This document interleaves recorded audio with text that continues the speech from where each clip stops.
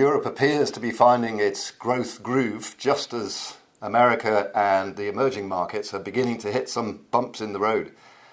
To discuss these issues and others with me is Mike Jakeman from our global forecasting team. Hi, Mike. Hiya. Let's turn to the US first. Mm-hmm. We had seen a bit of a slowdown in the first quarter, which we put down to some very, very cold weather. However, we've now pulled our forecast down a bit more firmly for the year as a whole. Is that slow point at the beginning of the year still the explanation, or is there more going on there? We should probably call it more than just a slight slowdown. Previously, we were forecasting the US was going to grow by 3.2% in 2015, which would have been the best performance for almost a decade. Unfortunately, the first quarter of this year was a bit like the first quarter of last year, and yeah, we saw this bad weather, which has pulled growth down to 0.2% on an annualized basis, which is a fraction of what it was doing last year. In fact, when the Fed goes back and reviews that number, it's probably going to actually reduce it to a contraction for the quarter, which then makes it very difficult, whatever happens in the next three quarters, to get a rate of 3.2 as we previously had. So we've taken it down to 2.4 for the year, which is the same as we had last year. As for the reasons why, there are sort of short-term and long-term factors going on. The short-term was the bad weather, which obviously is now dissipated, and also there was a strike at some ports on the west coast, which also affected the number.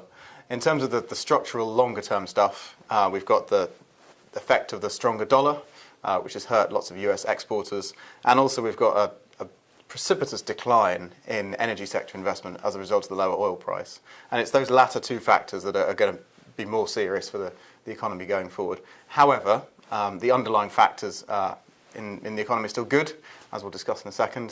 So our forecast 2.4% is still reasonable growth, but it's not the sort of best in a decade forecast we had of a month ago.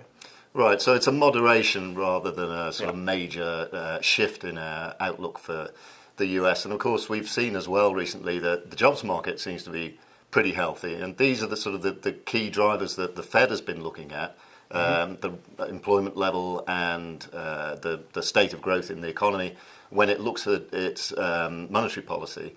So I guess we're still looking at a tightening of Fed policy coming up sometime this year. What is the outlook for Fed policy? How has it changed, if at all? When are we now expecting the first rate rise that we'll have seen in quite a long time? Well, despite the changes we've seen to the economic growth, our forecast for when the Fed's going to move for the first time is unchanged. We still think it's going to be September. Perhaps the risk of that has moved from being the risk of an earlier move to the risk of a later move as a result of the poorer first quarter. In terms of the jobs market, we've had stellar US jobs growth for almost 18 months now. What we'll start to see, I expect, and perhaps we may already have started, is a slightly slower rate of job creation. That's nothing to be worried about. It reflects the fact that the overall unemployment rate has come down now to below 5.5%. The Fed thinks the structural unemployment in the US is about 5%. So that means that what we'll see is a slower rate of job creation, and we should see some higher wage growth. One will sort of offset by the other. And it's that the Fed will be watching very carefully. Despite the softness in the first quarter, we think September is a reasonable estimate. But yeah, the risk is probably now slightly more on the longer side than any sooner than that. Right, good. The last time there was sort of mention of an increase in Fed rates, all hell broke loose in emerging markets. We had the taper tantrum, as it was called at the time. And this is about 2 years back now. Yeah. So now we're looking again, we're programming in a rise in Fed rates in September. Are emerging markets better prepared now? Have they used that time wisely? And does the picture vary as we look across the regions?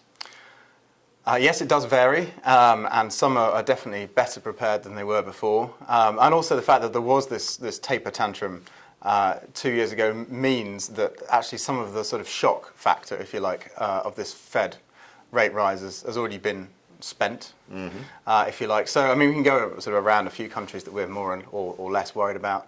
We're certainly less worried about India, which is one of the ones that part of the Fragile Five from 2013. India has a new government, a new central bank governor, and sentiment around that economy is now much more positive than it was then. So we don't expect to see a huge decline in the rupee. Elsewhere in Asia, though, I think the concerns about Indonesia, another member of the Fragile Five, from last time are still valid. It still has a wide current account deficit. It still has a reliance on commodity exports, which obviously have been very soft in value terms recently. And again, sentiment about Indonesia isn't that positive, I don't think. So that's one that I'd be a bit worried about. Otherwise, Brazil, again, it's all the countries that are having a bad year economically that you would consider to be more vulnerable. Brazil would be one, again, the commodities there. Turkey has these twin government and current account deficits and some political meddling in monetary policy. On the whole, I mean, it's really hard to kind of group all emerging markets together. There are some reasons to expect that this period of volatility will be less volatile than the last one.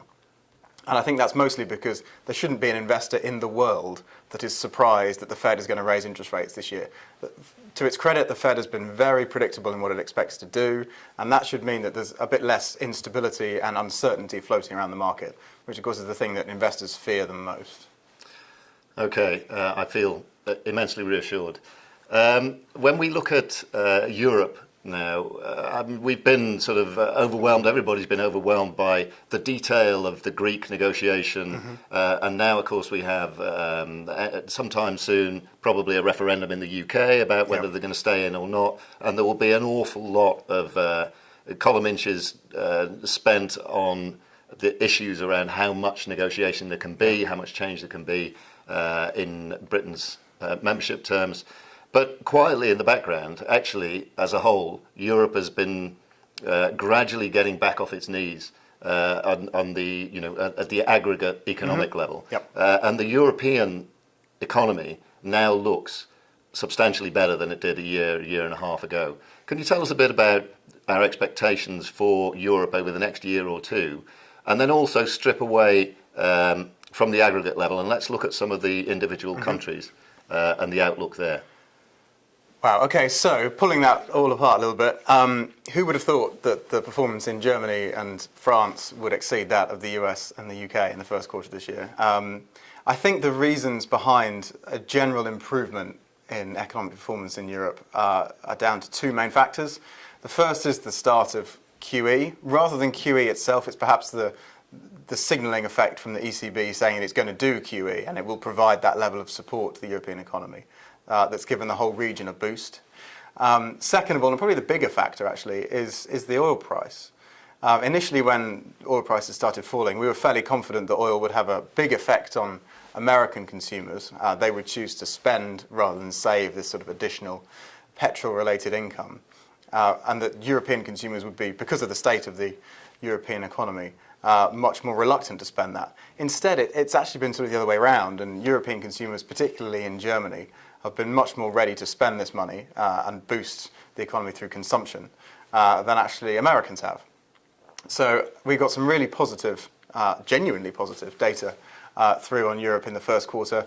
Germany, France, Italy, Spain all expanded for the first quarter in I think 2 years. And there was some good stuff on the periphery from Portugal, Belgium, and Holland was still growing. So actually, this was the best set of results we've seen for a long time.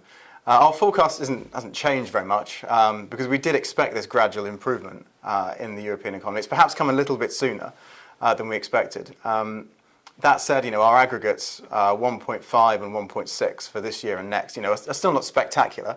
And it's also worth pointing out that this growth is being achieved while monetary policy is firmly on emergency settings. There is nothing more that could be done on the monetary policy side to achieve this. It's not as if this growth is happening, autonomously or in spite of high interest rates or anything like that. So what we're getting is some good growth, but it's as I said, it's still on an emergency foothold, and the trick will be gradually maintaining that while eventually weaning it off this sort of monetary stimulus. Excellent. Well, thank you very much, Mike. Obviously, there's a lot more detail about all of this in our products and in our global forecast itself. You can follow our analysis of the global picture on our website. Please do follow Mike, myself, and the global team on Twitter. Above all, please join us again next month when we take another look at the global outlook. Thank you.